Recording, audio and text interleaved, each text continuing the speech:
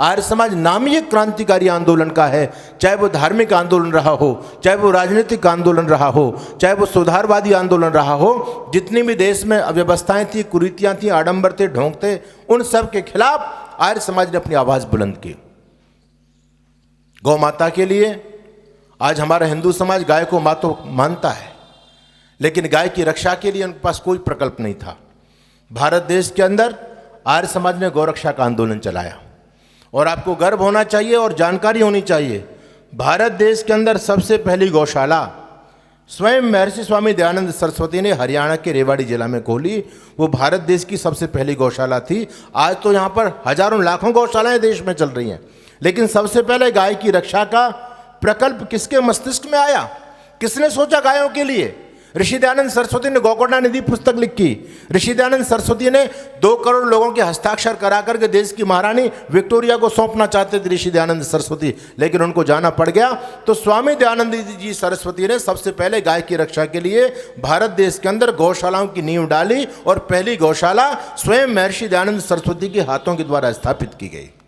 यह आर्य समाज का काम है। लोग भूल गए, आज गौशाला बहुत हैं, लेकिन इन गौशालाओं का फाउंडर कौन? आर्य समाज, महर्षि दयानंद सरस्वती। इस देश में सबसे पहला अनाथालय आर्य समाज ने हर क्षेत्र में काम किया है। गायों की रक्षा की बात आती है तो आर्य समाज आगे खड़ा है।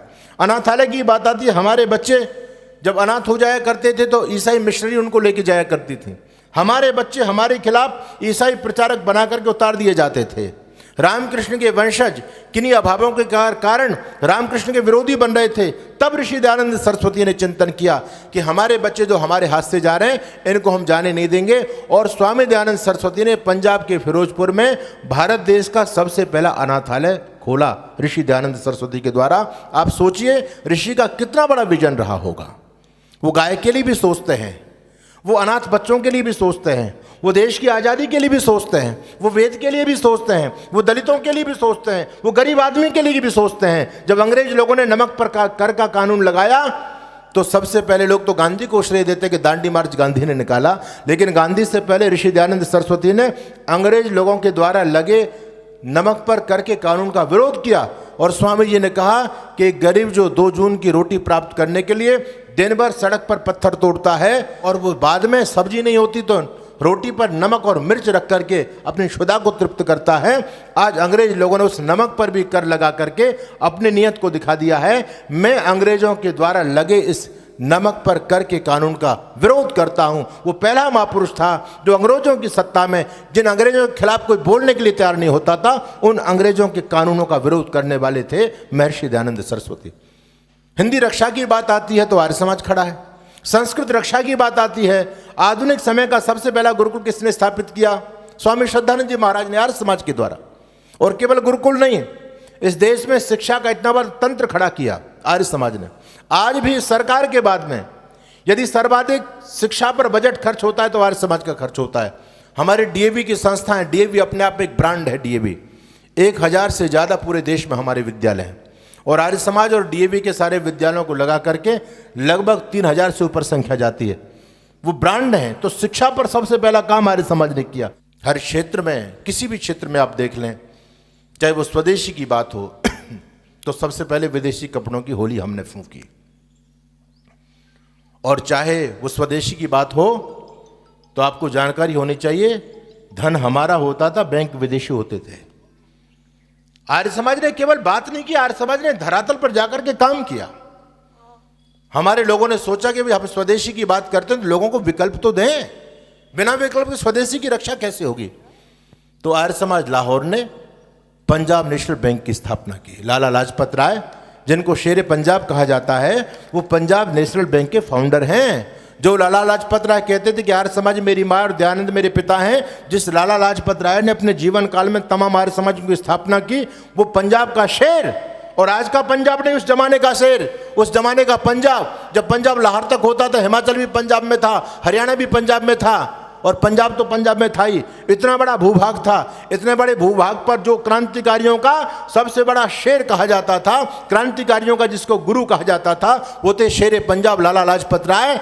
वही पंजाब नेशनल बैंक के फाउंडर हैं, आर्य समाजों के फाउंडर हैं। वो कहते थे आर्य समाज मेरी माँ और दयानंद मेरे धर्म के पिता हैं। बंधुओं, पंजाब नेशनल बैंक दुनिया को आर्य समाज ने दी।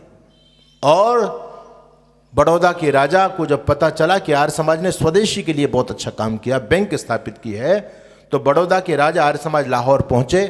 उन्होंने जब स्वदेशी बैंक के तंत्र को देखा तो बड़े प्रसन्न हुए और उन्होंने बैंक ऑफ बड़ौदा की स्थापना की। ये पंजाब नेशनल बैंक और बैंक ऑफ बड़ौदा दोनों आर्य समाज की देन है। सोचो कि आर्य समाज ने कितना बड़ा काम किया। स्वदेशी की बात हो, देश में आज़ादी की लड़ाई की बात हो, चाहे वो किसी भी कुरीति के खिलाफ बात हो, चाहे धर्मांतरण की बात हो, सबसे पहले शुद्धि की आर्य समाज ने।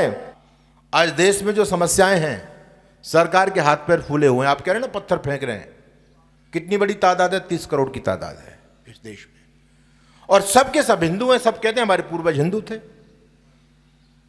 तो बंधुओं, इनका विकल्प क्या हो सकता है? किसी को नहीं पता विकल्प क्या हो सकता है। क्या दूसरा पाकिस्तान बनाएंगे आप?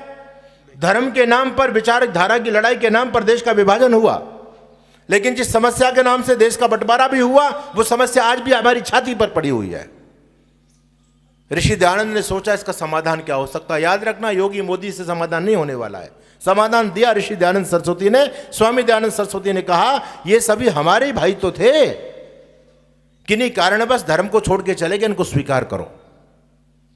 जो कोई अपने धर्म को छोड़ के चला जाता था, हिंदू धर्म का डाइजेशन इतना कच्चा था कि वो उसको पचा नहीं पाते थे। मोहम्मद अली जिन्ना के दादा जैनाभाई ठक्कर ने कहा कि मैं हिंदू होकर के मरना चाहता हूं, मुझे हिंदू बनाओ। लेकिन उस समय के धर्माचार्यों के पास कोई व्यवस्था नहीं थी। सबने मना कर दिया कि नहीं नहीं, ये नहीं हो सकता, ये नहीं हो सकता, जो चला गया सो चला गया, दोबारा आने के लिए हमारे पास कोई विकल्प नहीं है। बंधु, ऋषि दयानंद सरस्वती ने सोचा कि यही हालात होते रहे, हमारे हिंदू विधर्मी बनते रहे, तो आने वाले समय में इस देश का क्या होगा, हिंदू सनातन संस्कृति का क्या होगा। तो सबसे पहले स्वामी दयानंद सरस्वती ने अपनी सूझबूझ से ये देश में अभियान प्रारंभ किया, शुद्धि का अभियान। स्वामी दयानंद ने कहा कि हम अपने भाइयों के लिए दोबारा से सनातन धर्म के दरवाजे खोलेंगे। लोगों ने विरोध किया कि महाराज आप ये क्या कर रहे हो, सनातन धर्म को खराब करोगे, कोई विधर्मी कैसे हिंदू बन सकता है। लेकिन ऋषि दयानंद न रोके न झुके, और स्वामी दयानंद ने सबसे पहली शुद्धि देहरादून के अंदर मोहम्मद उमर मुंशी नाम के एक मुसलमान को हिंदू बना करके नाम दिया उसका अलगधारी, उसके सबसे पहली शुद्धि की। और उसके बाद में तमाम लोगों की शुद्धि स्वामी दयानंद ने की, तमाम ईसाइयों की शुद्धि की। फिर ये शुद्धि का चक्र देश में चला। उसके बाद स्वामी दयानंद के बलिदान के बाद पंडित लेखराम जी ने इस काम को चलाया, और पंडित लेखराम जी के बलिदान के बाद स्वामी श्रद्धानंद जी ने तो शुद्धि आंदोलन को ये वो धार दी उस आंदोलन को कि लगभग पूरे देश में 12.5 लाख हिंदू जो मुसलमान बन गए थे, सबको घर वापस करके शुद्ध किया। 12.5 लाख की संख्या है। अगर ये गांधी स्वामी श्रद्धानंद जी के मार्ग में रोड़ा नहीं अड़ाता, तो आज भारत में ये जो आप गोल टोपी देख रहे हैं इनकी समस्या नहीं होती। बंधु, आज हमारे आरएसएस के लोग शुद्धि, आज घर वापसी का नाम देते हैं। ये अभियान किसका था? आर्य समाज का अभियान था। हर क्षेत्र में आर्य समाज आ गया, हर क्षेत्र में, चाहे वो स्त्री शिक्षा की बात हो, चाहे धार्मिक अधिकारों की बात हो, चाहे शूद्रों की बात हो। ऋषि दयानंद ने कहा कि यहाँ पर कोई छोटा बड़ा नहीं है। जातिवाद का सबसे पहले विरोध आर्य समाज ने किया। ऋषि दयानंद ने कहा हम सभी एक ईश्वर की संतान हैं और हम सभी महान हैं, हमें कोई जन्म से छोटा बड़ा नहीं होता, व्यक्ति अपने कर्मों से महान बनता है।